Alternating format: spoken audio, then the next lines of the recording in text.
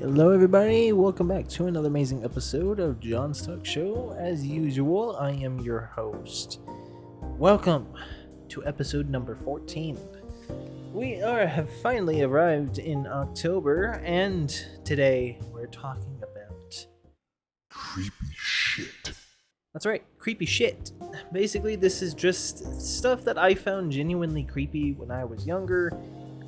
Compared to the last episode, I'm going to be talking about some genuine things that kind of just maybe a little bit creepy to me personally. And yeah, we're going to be going straight back to the time in which I used to live in Acacia Villa, which is actually where a lot of stuff in terms of creepiness happened. And it was a very wonderful time. If I'm being honest. All right. So I have 6 things that I want to talk about that I found out in Acacia Villa. I thought it was genuinely very fucking weird. So first thing I want to talk about is first I want to describe Acacia Villa. So like I said in the previous episodes, basically Acacia Villa has 3 streets, a wall around the whole perimeter. And it's basically just a trailer park area. And what's very interesting about this is that apparently I've heard that this used to be a hospital several years back. And I don't know how much I should believe it because, I don't really have any kind of proof to suggest that it was really a hospital. I'm probably going to look it up sometime later, but I always thought that was very weird because, like, why the fuck is there a trailer park in the place of a hospital? But I guess hospitals do shut down sometimes and they get relocated or something. So I guess that's pretty respectful. Especially considering Arizona does have a volcano, apparently from what I've heard, but it's very inactive. And yeah, that was actually something that I learned. And I was fucking creeped out because I was like, man, when the hell is that volcano gonna erupt and it's gonna kill us all? But anyway, so like I said, this used to be a hospital back in the time, and this is where I genuinely kind of got the feeling that this area was just very odd. For example, since Acacia Villa at night, it's very it's very eerie. And when you go outside and in the middle, in the street in the middle where I lived and my old 2 friends used to live. First off, one of the people that I'm just gonna call Alex, and I'm gonna call Brittany. Brittany, she claimed as though that she was able to see and speak to spirits. Now, I didn't believe this. I thought she was. I think at the time I was kind of believing it, but at the same time I was kind of like, yeah, no.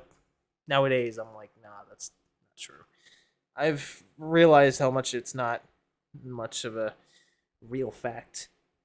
But she says that she used to see spirits. Now, I don't. I mean, sometimes she would actually do it, like actually pretend as though that there's somebody there, or I don't know, act, I guess. And it did make us creepy, of course, especially at nighttime. But it's one of those kinds of times that's just very weird. But that's what really made this area weird, in terms of just creepiness, because it's like, especially with the eeriness. Now, what this area loves to do is trick with your mind. It loves to mess with you. Sometimes you might see shadows in the very corner of your eye. Sometimes when you look in a very specific direction, like down the street, and you see a light, and you kind of feel like as though that sometimes when you look at it just enough, you see like a weird figure standing below the light. And it's actually, speaking of which, what happened upon the creepy cactus that was at the end of the road outside of Acacia Villa. It's basically the road that leads up towards Acacia Villa's entrance. Every time that I go onto the outside there and I look down the street, there's a light flashing down onto a cactus with its arms raised, basically. And a lot of times, whenever I look down there, I always feel like as though that it's a person there. Now, I don't know if um, my original guest talked said this in the episode, but he said something about that being kind of like a bad thing towards like personal health, but I don't really know how much to believe that. But basically, I always thought the cactus was fucking creepy every time that I look down there, and it's also the same when it comes to the middle street as well. When you see like every time I look down that street, it's always like, ugh, it's so fucking creepy with that light there. So yeah, it's kind of like the place was very eerie, and as a place that used to be a hospital, Brittany liked to make the whole thought of being like, yeah, if you see spirits, it's because this area used to be a hospital and like people died here. And it's like, oh my god, that's creepy. But what happened to the dead bodies? Well, actually, no, the dead bodies are always transferred, but it's fucking like, it just gives you like a weird, creepy thoughts whenever you're down in that fucking area. Um, and it's probably like the one thing that I actually took advantage of to intensify our so-called friendship between me, Alex, and Brittany. So, for example, um, what we did was we would usually hang out sometime around nighttime until it like gets really dark, and we love to just hang out outside for very late times. And we like to hang out near like the very end of the streets, kind of like between Street One and Street Two, and we had like this generator of electricity at the end of the streets underneath a light, and we would just hang out there normally. And this area is where the next thing kind of took place, and that is my side. Now, when I was a teenager, I was extremely hard to talk to. I did not talk to people very much, and I decided to kind of pretend that I was possessed to creep them out, and also to get attention because I was a fucking little bitch at the time. But not only was this one thing I did, there was another thing I did. I had a Sharpie, and I decided to write on light poles and electricity box in the area. And I would just write down just random text about this area with a very fake identity and just pretend as though that I was this weird dead person or just this random person lurking around the park, just leaving weird messages. It was just a fun little thing that I like to do and just kind of add to the horror because this area was just a fucking creepy area and I hated it. So I wanted to try to get used to it by being creepy myself to scare my friends.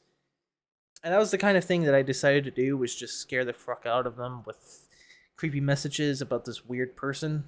And they never noticed that it was me. I don't think they ever realized it was me. I think they just kind of played along as though that it was something else, which really added to it. But yeah, I used to fucking do that a lot back in Keisha Villa to add to the horror side of that area. Um, Now,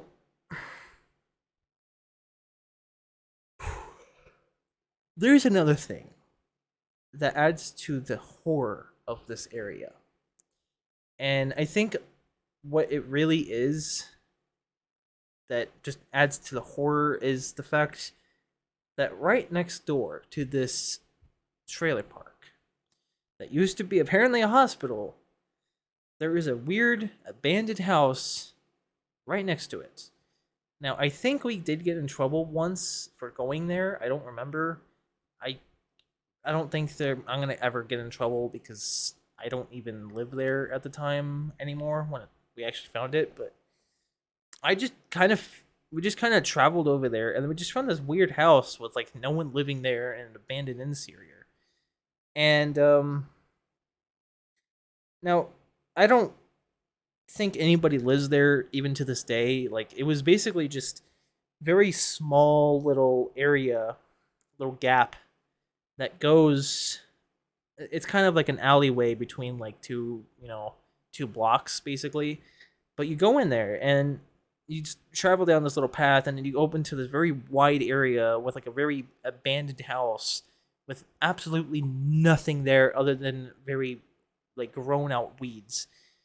And we just kind of explored around the area, but we didn't really find anything. It was just a house there with absolutely no one living there. Um, and I thought that it was genuinely creepy just for being there because, like, didn't really like being there, and I don't think anybody else did either. Like, I think a lot of them were like, "I think we should just get out of here. This place is creepy." We didn't find anything ghost related, but I think it was genuinely just a very creepy place that was just sitting there right next to a trailer park, and it was just fucking weird. Um, if anybody lives there, next to Kishirilla, let me know in the comments. That'd be pretty interesting to know if someone genuinely lives there. If not, then it's possible that house is haunted, which is really adds that horror theme of this episode. Don't you agree? All right. Speaking of creepy areas, I found out that right next to where I live, there is a haunted park. Now, this haunted park, I don't know the full story about it. I've just heard that apparently a woman used to go to the park, and a man, whether it's in a car or something like that, just kind of drove up or came towards her or something like that and just stabbed her and killed her in the park. And from the articles that I've read, I've heard that this park is haunted by her, and she would usually hang out in the middle of the night past like a certain time period, and she would just kind of hang out by the trees in like the distance, which really adds to the creepy side because I actually decided to go there. I think twice, actually. The first time was solo, but I think I kind of just abandoned ship because I was kind of creeped out being there. And the second time was with a friend, and we kind of went there to kind of just check it out a little bit while during at nighttime. We didn't find anything, but I generally was getting really weird, creepy vibes there just because knowing that the place was somewhat maybe haunted. I didn't really want to be there for that long, and also it was kind of getting late, so we had to leave since the park kind of closes at a certain time. But that was, ugh, that park gives me creepy vibes whenever it comes to nighttime. But yeah, apparently that was very interesting to explore. If I had more courage, I would definitely hang out there for a little bit longer until something actually happened, but I don't think anything would because I'm not exactly a believer of ghosts, but I'm open-minded, so I'm willing to interpret new things. Now, in terms of like creepy areas, I think that's pretty much everything that I really thought was creepy. But the actual thing that I think a lot of people to this day gets probably the most horror out of is sleep paralysis. Now, personally, I've never had it, I've never experienced it, and I frankly do not want to ever experience it because fuck that. I do not want to experience it ever in my life. But this thing just happens randomly to a lot of people, and it's just so random that it just happens out of nowhere, and it's fucking weird. But I always thought that this fucking thing was very creepy for the concept and the idea behind it. The fact that sleep paralysis is able to give you the idea that you're awake, but you're not able to move. And I have no idea if you're actually asleep or if you are awake, but your body isn't awake. But your mind is, like your consciousness is. Now, a lot of people experience through sleep paralysis illusions and hallucinations, things that just happen in your brain that makes you interpret these very creepy creatures lurking throughout your house, either sound or just yourself hearing or like seeing things in the corner of your eye. And I'm like, fuck that shit. Expecting me to wake up one day and have sleep paralysis and just see some weird black figure in the corner without the ability to move, that is just a huge no-go for me. Like, holy fuck, is that the worst thing to ever have? And I'm really sorry for those that do actually experience it, because I feel so bad that people had to experience that shit. But it's an experience that a lot of people just have, and it's just something that they can't really control. I don't know if it's something to do with like stress or something like that, but it's oof. I really fucking I don't want to ever experience sleep paralysis. Because I don't like the idea of any intruders in my house, and the fact that I see one in my house even just adds to the creepiness even more. And it's not even just that either. Like, I have never actually experienced any kinds of hallucinations. I've experienced illusions, but I've never experienced hallucinations, whether audio or whatever. I mean, I've experienced like a couple of audio hallucinations, but a lot of times I just kind of believe as though that that's just me. I'm doing that. It's not my brain.